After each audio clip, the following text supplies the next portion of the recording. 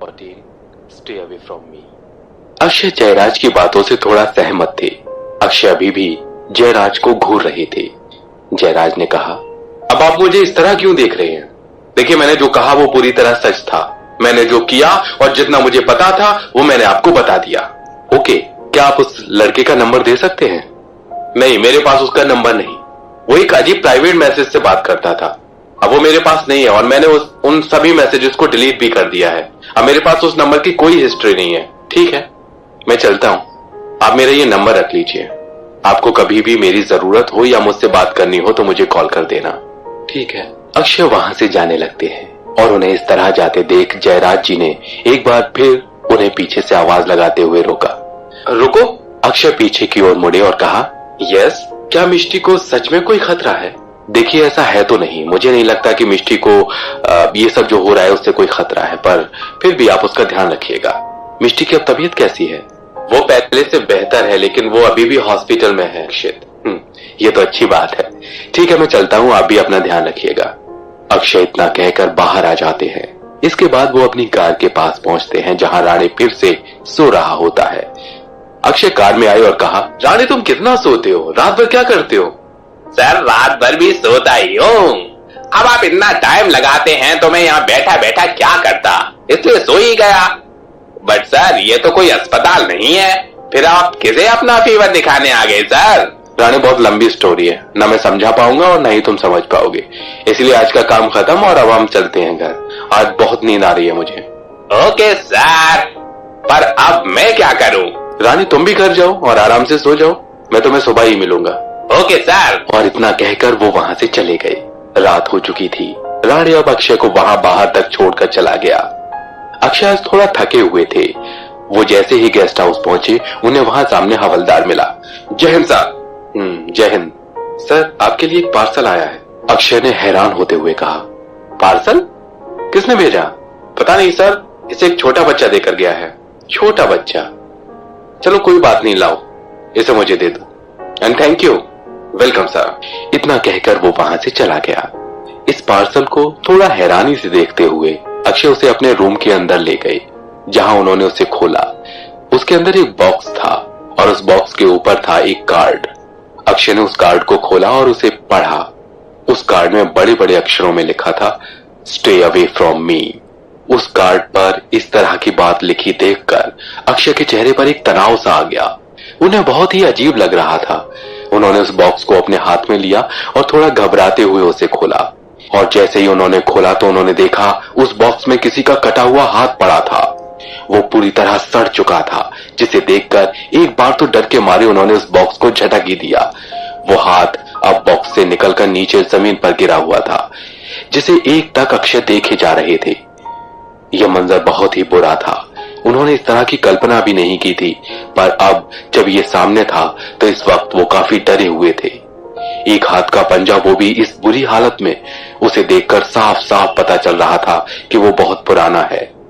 इस कटे हाथ को देखकर अक्षय के पूरे चेहरे पर पसीना था। उनका चेहरा काफी घबराया हुआ था। कुछ देर बाद उन्होंने अपने आप को संभाला और इधर उधर देखने लगे। वो अपने रूम में कुछ ढूंढ रहे थे। वो काफी देर तक अपने सारे सामान को यहां वहां फैलाकर यहां वहां देखने लगे और तभी उन्हें वो फाइल मिली। अक्षय उसे ही ढूंढ रहे थे। ये फाइल थी मिष्टी की बनाई हुई। वो पहली बार उसे ही लेकर उनके पास आई थी। इस फाइल को देखकर वो जल्दी से उस फाइल तक पहुंचे और उसे खोलकर देखने लगे। उस फाइल के पन्ने पलटने लगे। उस फाइल में अलग अलग लोगों की मरी हुई बॉडी की तस्वीरें थी, जिन्हें मिष्टी ने न्यूज़पेपर से काट कर रखा था। उन फाइल्स को पलटते पलटते उन्हें उस औरत की तस्वीर मिली, जिसकी लाश से उसका हाथ कटा हुआ था और वो हाथ मिसिंग था, जिसे अक्षय बड़े ही ध्यान से देखने लगे। उनके चेहरे के भाव अभी तक घबराए हुए थे, पर धीरे धीरे उनके चेहरे से वो घबराहट अब गायब होने लगी। उन्होंने उस बूढ़ी औरत को अच्छे से देखा और सामने जमीन पर पड़े उस हाथ के बाकी हिस्से को देखा, जिसे देखकर साफ साफ पता चल रहा था कि यह हाथ उसी औरत का था। अक्षय के चेहरे से घबराहट दूर हो गई और उसके बदले अब उनके चेहरे पर एक मुस्कुराहट आ गई और देखते ही देखते वो मुस्कुराहट अब हंसी का रूप ले चुकी थी। वो जोर जोर से हंसने लगा। ये हंसी खुशी की थी। ये हंसी उस बात की थी कि जिस अनजान शख्स को वो ढूंढ रहे हैं वो अब उनके आसपास ही था। अब ये खेल एक तरफा नहीं था। सामने खड़ा दुश्मन अब अपने होने का प्रमाण उन्हें दे चुका था। वो हंसी इस बात की थी कि जितने समय से वो ये सब समझने की कोशिश कर रहे थे, वो जानना चाहते थे कि जो वो अब कर रहे हैं क्या वो सही है, क्या वो सही दिशा में है। और अब जब उस छुपे हुए कातिल ने अपने होने का प्रमाण भेजा था तो अक्षय के लिए ये बात साफ थी कि उनकी खोज एकदम सही दिशा में जा रही है।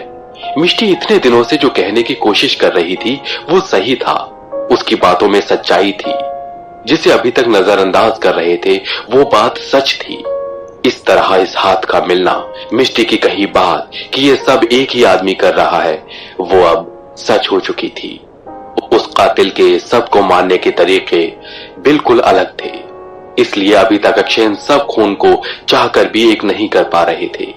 पर अब जब सब कुछ सामने था तो अक्षय अब पूरी तरह से समझ चुके थे कि मिष्टी ने जो कहा वो सही है और इन सब के पीछे किसी एक ही आदमी का हाथ है। वो खुश थे। उनके चेहरे पर हंसी साफ साफ झलक रही थी। वो खुशी अचानक से फिर से गायब हो गई क्योंकि उस वक्त उन्हें मिष्टी का ख्याल आया। उन्होंने अपने आप से बड़बड़ाते हुए कहा, अगर मिष्टी सच कह रही थी और इन सब के पीछे एक ही कातिल है तो मिष्टी ने जैसा कहा वो भी सच हो सकता है। मिष्टी ने कहा था कि ये सब उसकी वजह या उसके कारण से हो रहा है। इसका मतलब मिष्टी बिल्कुल भी सुरक्षित नहीं है। अक्षय इस वक्त काफी परेशान हो गए थे। उन्होंने उसी वक्त अपना फोन निकाला और मिष्टी के नंबर पर कॉल किया, पर मिष्टी का नंबर लग ही नहीं रहा था।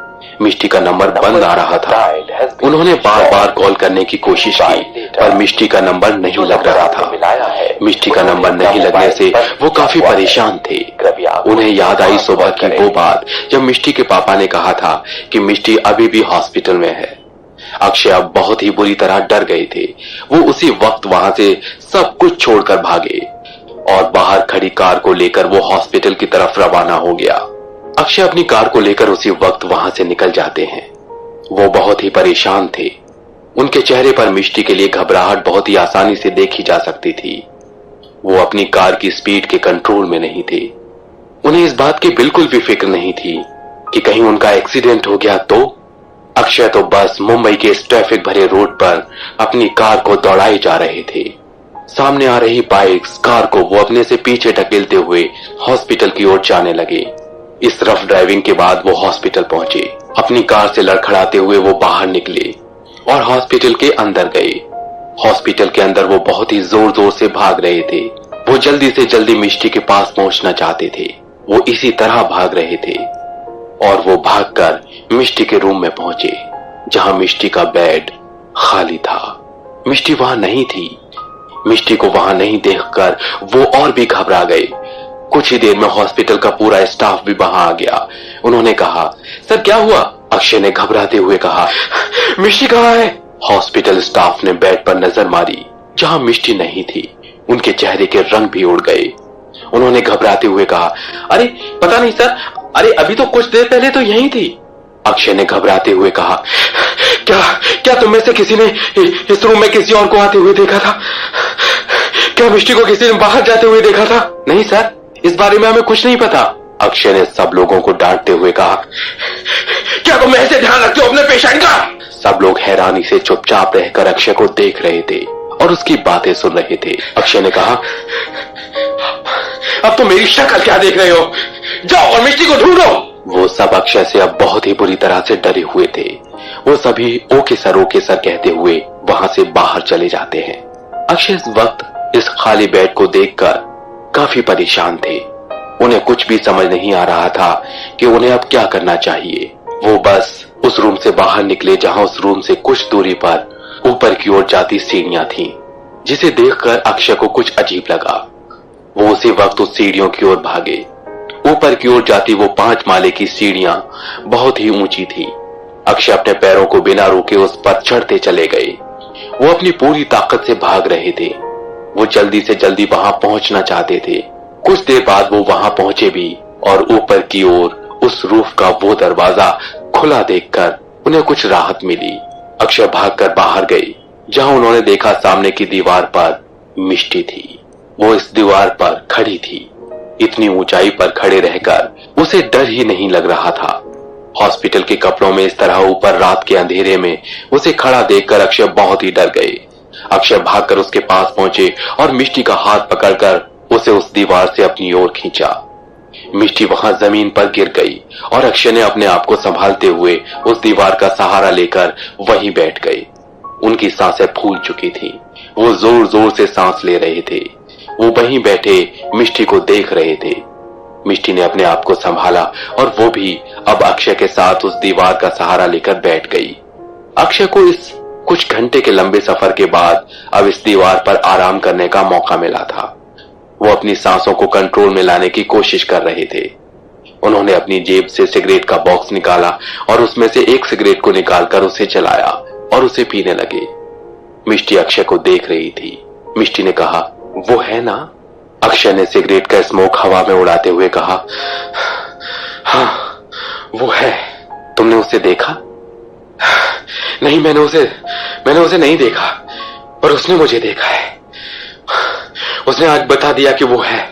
तुम सही थी, ये सब एक ही आदमी कर रहा है। पर तुम उसे पकड़ोगे कैसे? पता नहीं। वो मुझे मारने भी आएगा ना, है ना? पर तुम चिंता मत करो, मैं तुम्हें कुछ भी नहीं होने दूंगा। पर जब तक वो पकड़ा नहीं जाता, तुम होश में रहना प्लीज। तुम ड्रग्स नहीं लेना। मिष्टी ने अक्षय की ओर मुस्कुराते हुए देखा और कहा, हाँ, क्या मुझे सिगरेट मिल सकती है? अक्षय ने अपनी सिगरेट मिष्टी को दी और वो दोनों वहीं उस दीवार का सहारा लेकर वहीं बैठ गए और सिगरेट पीने लगे। अक्षय ने कहा, आओ मिष्टी, अब घर चलें। पर क्या मेरा ट्रीटमेंट पूरा हो चुका है? पता नहीं, पर अब तुम ठीक हो। तुम अपने घर में ही सेफ रहोगी। आओ मैं तुम्हें घर छोड़ देता हूं। पर मुझे नींद आ रही है, मुझे सोना है, मैं कहीं नहीं जा सकती। अक्षय इस बात को सुनते हैं और मुस्कुराते हैं। अक्षय खड़े हुए और उन्होंने मिष्टी को अपनी गोद में उठा लिया। मिष्टी अपने हाथों को अक्षय के गले में डालकर सो गई। मिष्टी को इस तरह सोता देखकर अक्षय को बहुत ही अच्छा लग रहा था। वो उसे वहां से ले गए और सारा हॉस्पिटल स्टाफ उन्हें देख रहा था। अक्षय का ध्यान किसी पर नहीं था। वो तो मिष्टी को अपने पास सुरक्षित देखकर अब बहुत ही अच्छा महसूस कर रहे थे। उन्हें मिष्टी की बहुत ही फिक्र थी और अब जब उन्हें मिष्टी सही सुरक्षित मिल गई थी तो उन्हें बहुत ही अच्छा लग रहा था। वो खुश थे। वो उसे वहां से ले गए और कार में बैठाकर उसे उसके घर छोड़ा। इस पूरे रास्ते उनका ध्यान सिर्फ मिष्टी पर ही था। मिष्टी कार की सीट पर बैठी चुपचाप अपनी आंखें बंद करके सो रही थी। मिष्टी के चेहरे पर एक हल्की सी स्माइल थी। उसे देखकर लग रहा था कि आज उसने कितने दिनों के बाद एक बेहतर नींद ली है। काफी दिनों से डर के साए में जी रही मिष्टी अब अक्षय को अपने साथ पाकर सुरक्षित महसूस कर रही थी। कुछ ही देर बाद मिष्टी का घर आ गया। अक्षय उसे उठाकर उसके घर के अंदर चले गए। आना ने दरवाजा खोला और अक्षय को मिष्टी का रूम दिखाया। अक्षय चुपचाप उसे बड़े ही ध्यान से उसे उसके रूम में ले गए। उन्होंने मिष्टी को उसके बेड पर लिटा दिया और वो वहां से जाने लगे। जैसे ही वो जाने लगे मिष्टी ने नींद में ही अक्षय का हाथ पकड़ लिया। उनके चेहरे पर एक स्माइल थी। उन्हें ये देखकर अच्छा लग रहा था। उन्होंने बड़े ही प्यार से मिष्टी के हाथ को अपने हाथ से हटाया और उसे बेड पर रख दिया। अक्षय ने बेड पर पड़ा ब्लैंकेट मिष्टी को उड़ाया और फिर उस रूम से धीरे से बाहर निकल आए। बाहर हॉल में पड़े एक सोफे पर अक्षय भी लेट गए। वो आज बहुत ही थक चुके थे। वो उस सोफे पर लेटते ही सो गए। मिष्टी और अक्षय आज दोनों ही गहरी और प्यारी नींद सो गए। मिष्टी को सुकून इस बात से था कि अक्षय को उसकी बात पर भरोसा था और अब अक्षय को इस बात से कि जिस कातिल की तलाश वो कर रहे थे वो उसके आसपास ही है। आज इतने महीनों की मेहनत के बाद आज जाकर उन्हें उस कातिल के बारे में पता चला था। ये बात किसी जैकपॉट से कम नहीं थी। वैसे तो इस बात से डरने की जरूरत थी, पर अक्षय डर से ज्यादा खुश थे कि उन्हें वो कातिल अब मिल चुका था। बस अब उसे ढूंढना था और उसे पकड़ना था। बस अब यही काम रह गया था और आने वाले खतरे के लिए अक्षय बिल्कुल तैयार भी थे।